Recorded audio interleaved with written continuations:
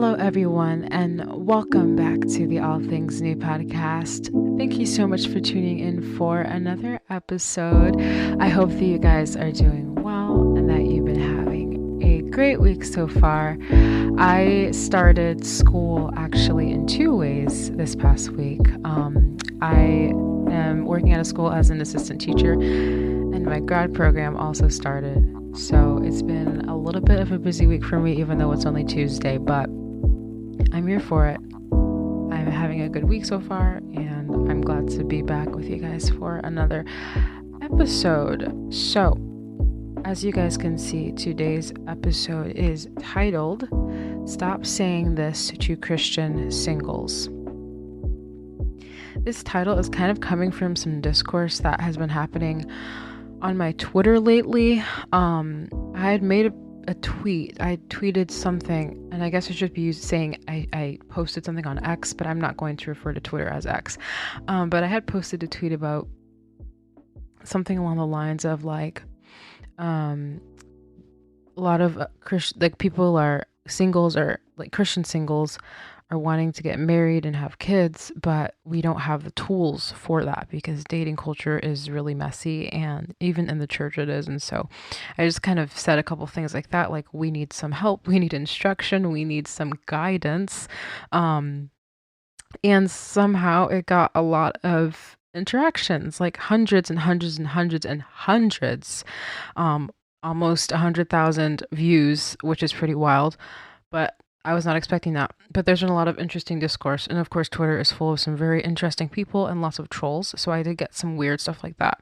However, I got some really cool, interesting advice. But as I was replying to people, I was seeing a lot of ideas that people tell Christian singles a lot that aren't inherently bad or negative. However, as we hear them repeatedly, they can be very, very discouraging. So I want to talk about three things that people say to Christian singles that is not necessarily productive, or they're things that don't make us feel any better. So the first thing is when people say, just wait on the Lord. This is generally, yes, this is good advice as a Christian.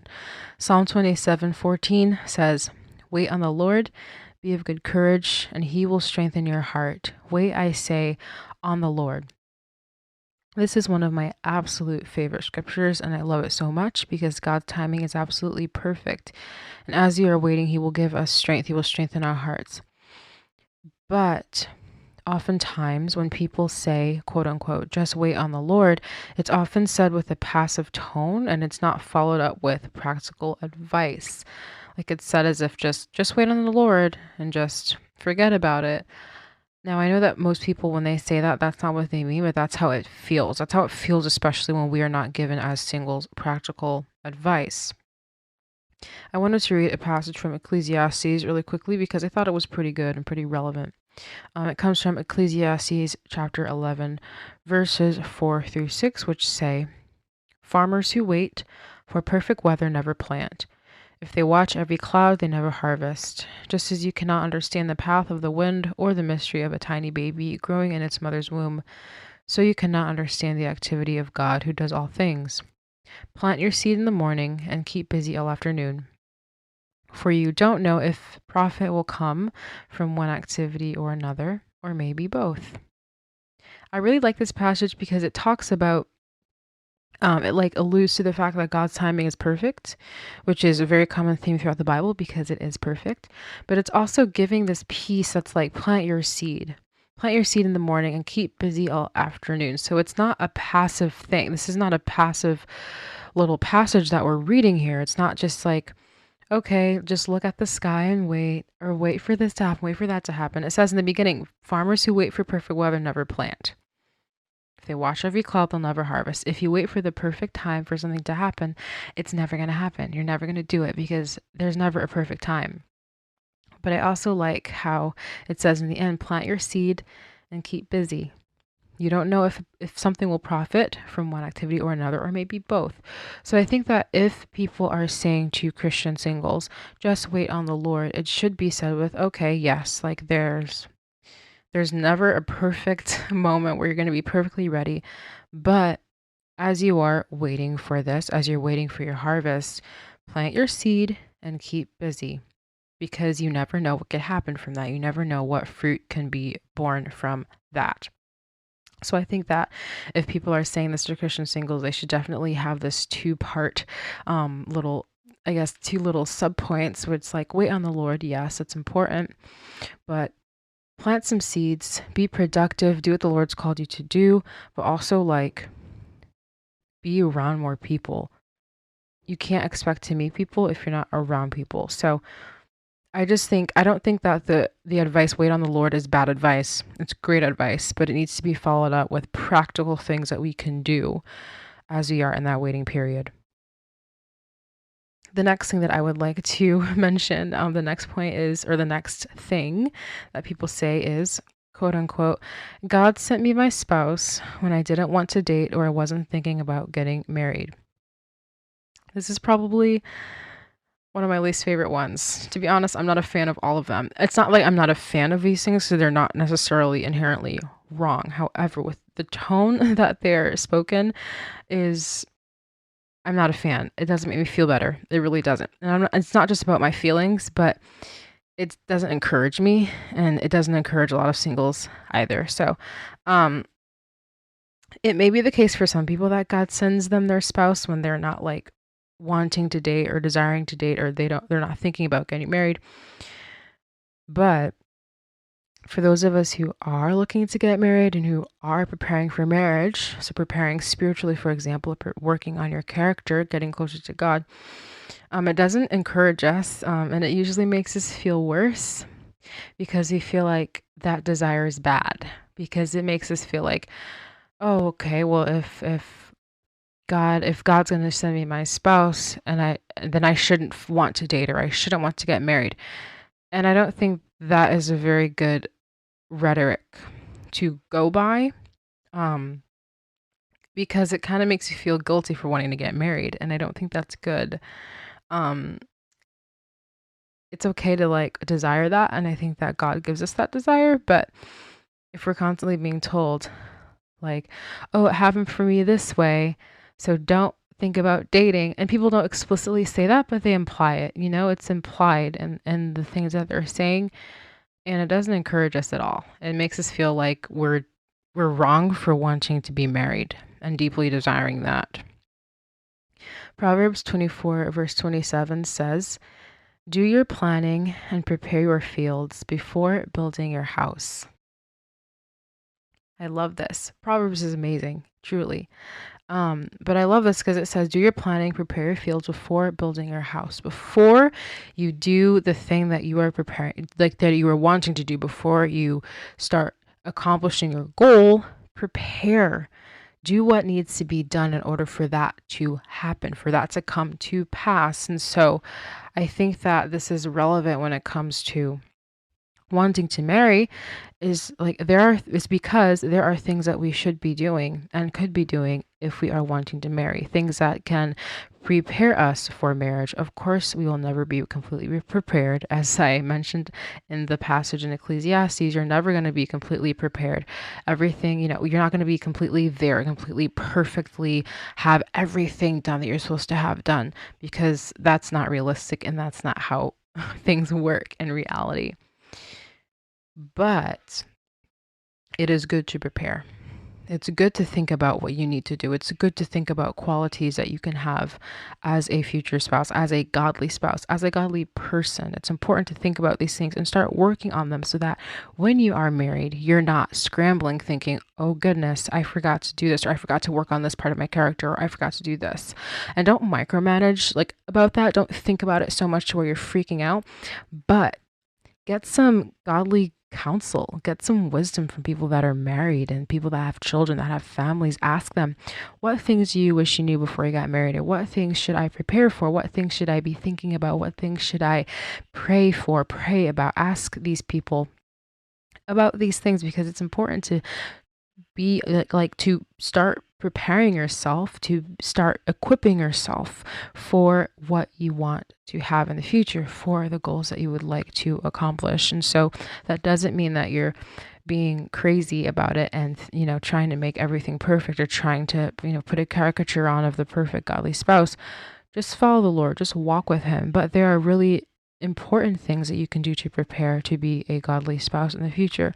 So it's important to do that too. And I just think that when people say that God sent them their spouse when they didn't want to get married or date, it just makes you think of so many things. It makes you think, okay, am I wrong for wanting this, or should I not want this, or should I do this? Should I do that? Should I not try to date? Should I not try to put myself out there? And so that whole idea is kind of, once again, it works for some people, but for those of us who desire marriage, it's kind of hard to hear because it makes us feel like we're doing something wrong for desiring marriage. And of course, the people that say this, they do it with good intentions, but it doesn't always come off that way. And so, yeah, we're not a fan of that. I'm not speaking for all singles, but I think that I've talked to a lot of singles and they are not necessarily a fan of that rhetoric either.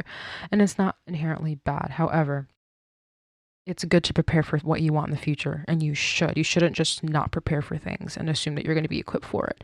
Prepare, think long term, think for the future, and get some wise counsel from people who are where you want to be in the future, people who are married, who have families, and get some counsel for them on what to do in the season that you're in right now.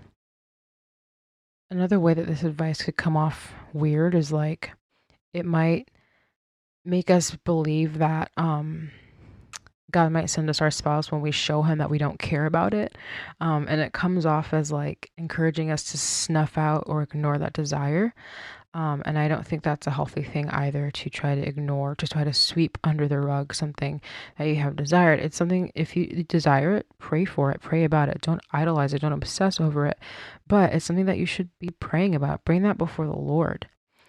And surrender is, one thing, but feeling like you have to ignore or pretend that you don't desire something is another, especially if that desire was given by God. So sometimes you can feel like, oh, I have to quote unquote prove to God that I can be a good spouse because I don't want a husband right now.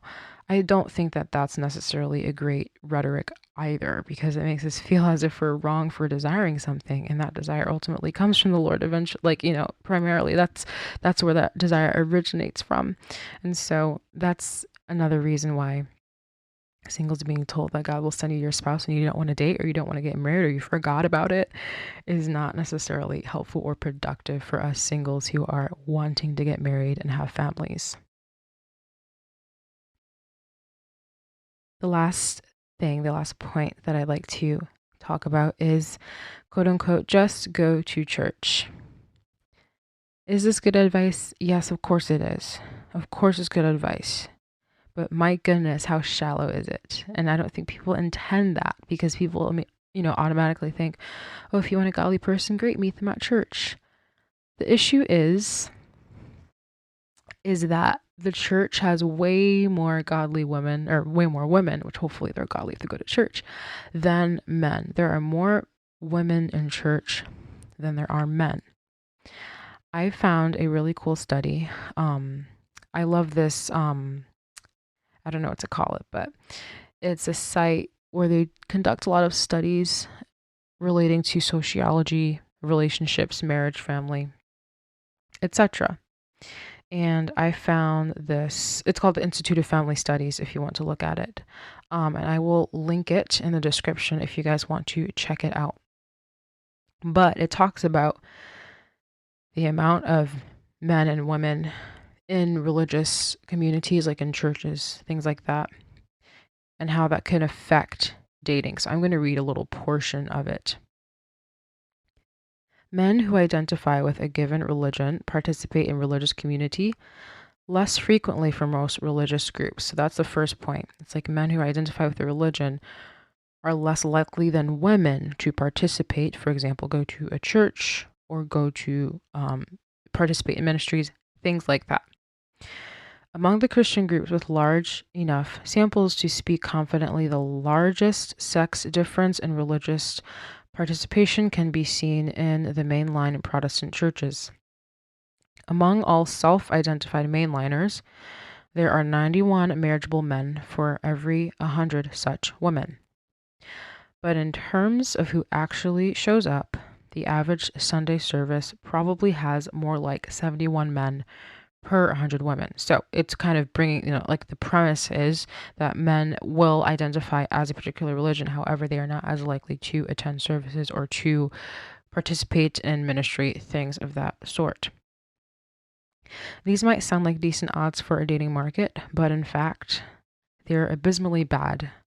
Consider the case of a mainline Protestant woman who has some desire to marry a Protestant man. The average mainline church has about 80 attendees on a Sunday. Of those, about 11 are likely to be under 50, not married, and not divorced. Of those 11, 6 or 7 are likely to be women. Let's call it 7 as we stipulated that the scenario centers around women.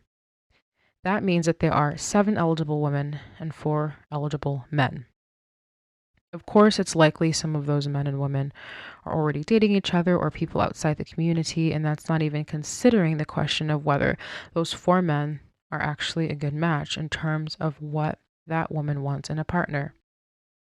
Even expanding the scenario to assume that the same denomination churches in a region are a single dating market, you can expand to 4 or 5 or 10 churches and still end up with a single digit number of men who meet the basic demographic criteria and aren't currently in a relationship with someone else.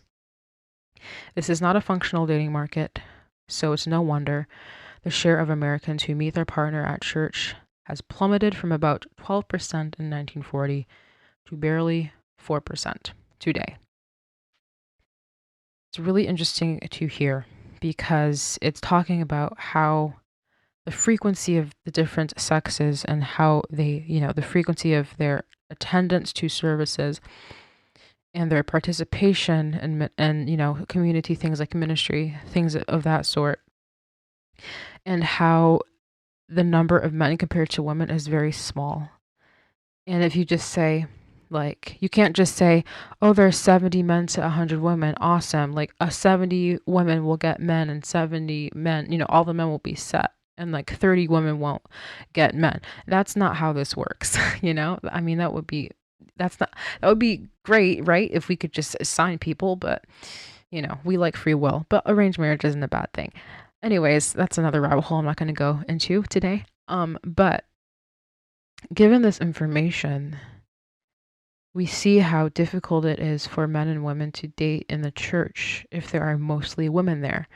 And if like most of the men at the church are married, there's nothing. There's barely anything available, or if they're not quite like the age to get married, or if they're, I don't know. There's so many factors here. So you can't just say if there's 70 men to 100 women, 70 women will get the 70 men and the 30 will be, single, and that's that. Like, that's not how these numbers work. That's not how these stats work.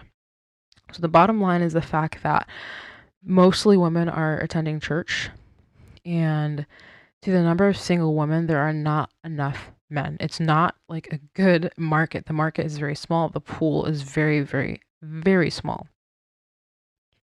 Is church a good place to find a future spouse? Of course. As I mentioned, yes, it is. Absolutely.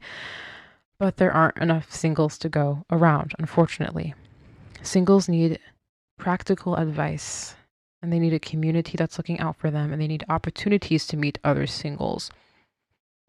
So I think that one of the solutions to this issue is more, first of all, unity needs to happen more frequently in our communities. Our churches are not fighting each other. We're not in competition. We all have one goal, and we should be keeping our eyes on that goal opposed to trying to compete for members or compete in this arena or have the best event for this season or do the best this for that or have the best music. This is not the goal. The goal is to reach people, to make disciples of all nations. So first of all, we need to be promoting unity within our church communities in the same area and making events for young Christians, for young people where they can, that are wanting to get married, that are single, to like go around and meet other people.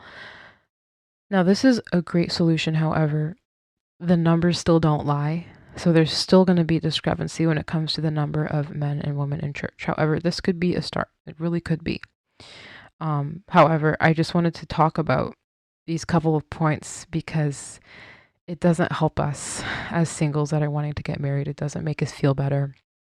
We need encouragement, we need practical advice, and we need solutions. And so I think that we should get our church leaders more involved. We should ask people to look out for us, to look for potential mates for us.